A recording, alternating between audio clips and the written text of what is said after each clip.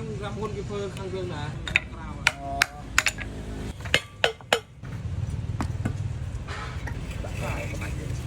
đã vinh mà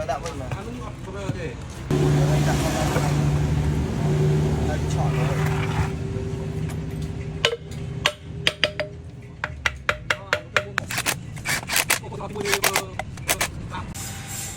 đây màu lơ gì và xa đấy lơ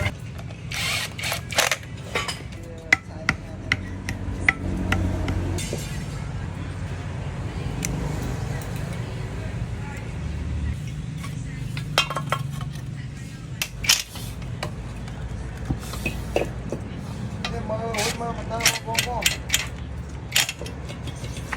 đây mày lấy xoay lấy bom khó lấy là sơ đây đây à đúng rồi xoay nó còn này thơ